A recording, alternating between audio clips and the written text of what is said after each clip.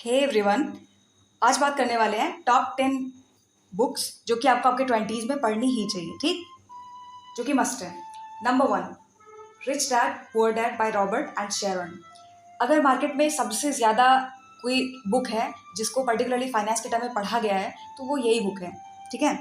और इसमें सबसे बड़ी सीख जो ऑथर देते हैं वो ये है कि रिस्क टेकिंग बिहेवियर आपके अंदर जितना कम होगा उतना ही ये तय हो जाता है कि आप लाइफ में बहुत आगे नहीं जाने वाले हो। सो रिस्क और फेलियर से डरना नहीं है, तभी आप आगे जा सकते हो। और एक सबसे बड़ी सीख ये भी थी कि rich acquire assets and poor people and lower middle class people they acquire liabilities and they think that it's asset. तो जैसे ये है ना कि जो रिच पीपल है, रिच को ये होता है कि मनी से मनी कैसे मल्टीप्लाई करनी है उसके पीछे भागते हैं, ठीक। लेकिन जो पुअर पीपल है उनको शो ऑफ, और जो मिडिल क्लास है उनको शो ऑफ करने में ये सब चीज़ में बहुत अच्छा लगता है। तो वो थोड़ा सा भी इनकम बढ़ता है, सबसे पहले वो ब्रांडेड वॉच, ब्रांडेड क्लोथ्स और अच्छा बहुत महंगा घर, ठीक है। तो उनका अपना पूरा ऐसा बना लेते हैं प्रोजेक्ट, जिसकी वजह से वो बहुत मतलब उनको ऐसे लगने लगता है कि वो लाइबिलिटीज़ नहीं है, वो बल्कि एसेट है। बट अगर उसको लॉन्ग रन में आप ऐसे लिख के ग्राफ बना के देखोगे तो वो है क्या, वो है एसेट बिल्कुल नहीं है, वो है लाइबिलिटीज़, ठीक। तो इन सब चीज़ों से बचना है, इसी के बारे में वो ऑथर इस बारे में बताते हैं।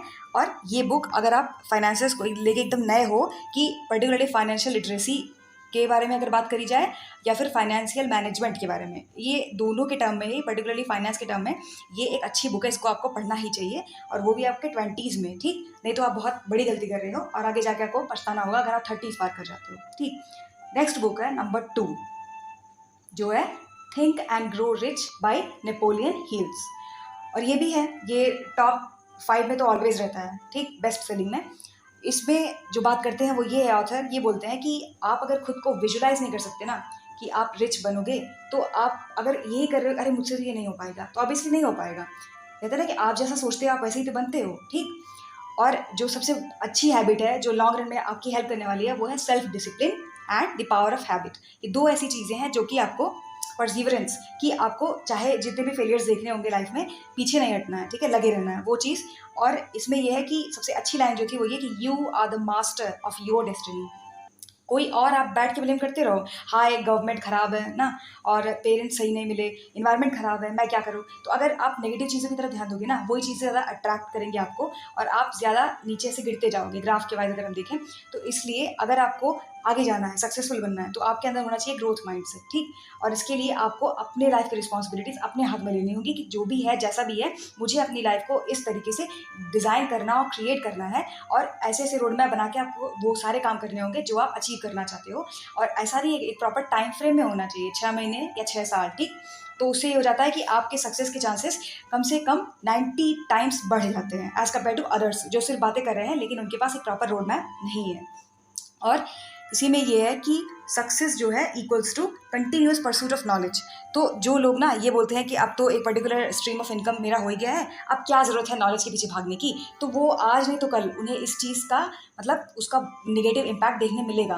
तो जैसे जैसे टाइम चेंज हो रहा है ना, आसपास देखते रहो कि जैसे आजकल AI बहुत कॉमन है, ठीक है, चैट GPT एक्सेट्रा। तो जब भी कुछ मार्केट में नया ट्रेंड आता है उसको आप ऑब्जर्व करो और उसको एक्सप्लोर करो, ठीक है। क्योंकि किसी ना किसी तरीके से, जैसे पहले होता था ऑफलाइन बिजनेस चलता था, ठीक है, आजकल है डिजिटल मार्केटिंग बहुत कॉमन है।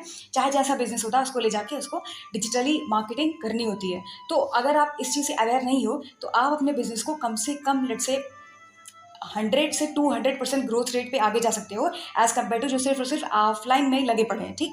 तो इससे आपको ज़्यादा फायदा होगा अगर आप नॉलेज के पीछे भागते हो और एक्सप्लोर करते रहते हो जैसे जैसे ट्रेंड चेंज होते रहता है।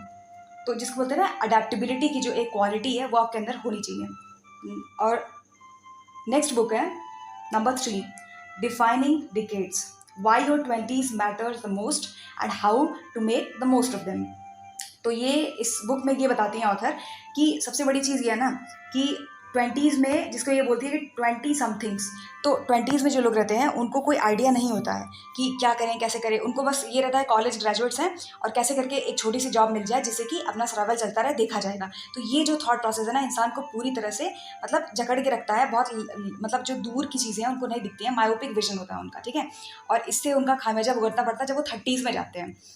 तो अगर आपको एज चाहिए तो ये आप बुक आपको डेफिनेटली पढ़नी चाहिए, क्योंकि इसमें ऑथर ये बोलते हैं कि 20% ये पहले से डिसाइड हो जाता है, 20% कि आप 30 30 जब एज आपका पार होगा ना, तो आपने करीब करीब ये जो इंसान 21 से 30 के आसपास एज होता है उसमें इंसान 80% लाइफ का पूरा जो एनर्जी है और जो अपना विजन है वो क्रिएट करने में लगा देता है। जो ये 10 सालों में उसने किया है, इसको वो बोलते हैं डिफाइनिंग डिकेड्स। ये जो 10 सालों में आपने काम किया है, जो आपने विजन बनाया है, यही चीज़ें आगे जाके इनकम के रूप में सामने आएंगी और ये चीज़ें आपको डिसाइड भी कर देंगी कि आप कितने आगे जा सकते हो। अगर आपने लॉन्ग टर्म में बहुत अच्छे प्लान्स बनाए हैं, ठीक, जिससे कि आपका और एक प्रॉपर रोड मैप है, तो आप डेफिनेटली और लोगों से कई गुना बेहतर हो।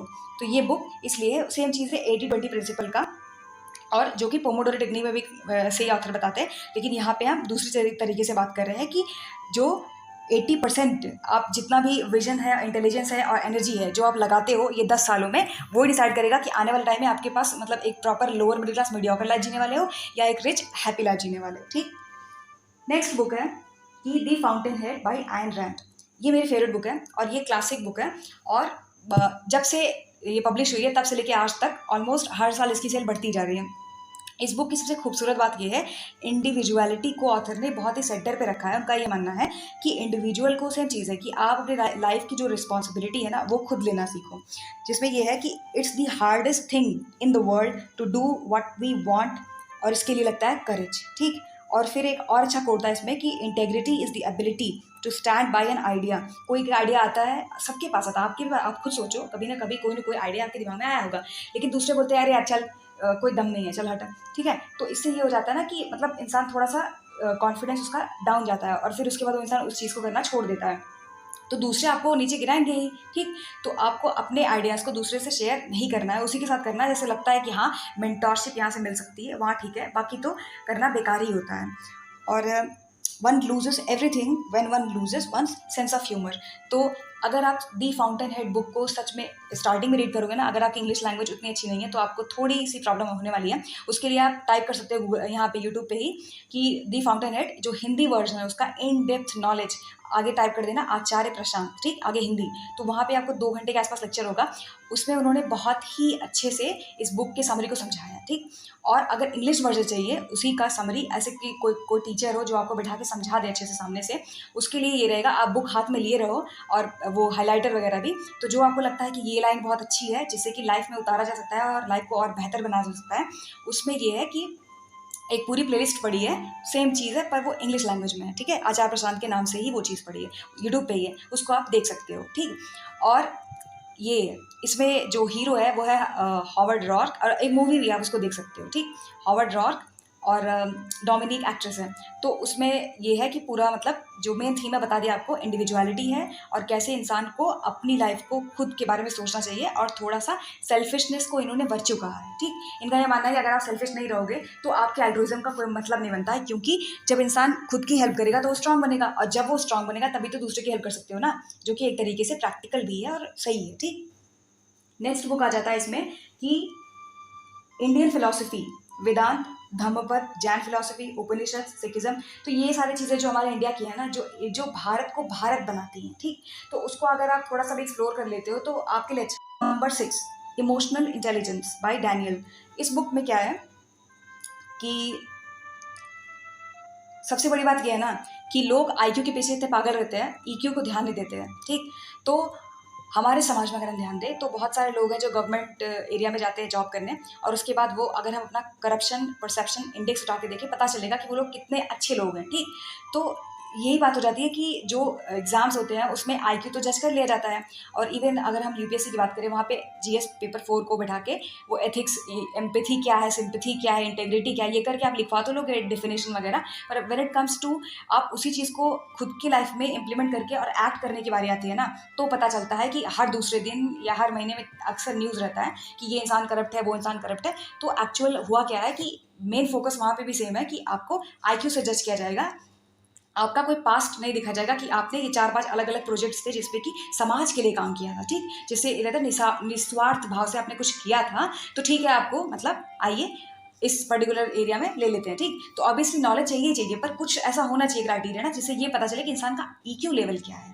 ठीक, और जिसका ईक्यू हाई होता है वो ऐसा नहीं कि सिर्फ रिलेशनशिप एरिया में अच्छा करते हैं, ऑब्वियसली वो बाकी एरिया में भी अच्छा करते हैं।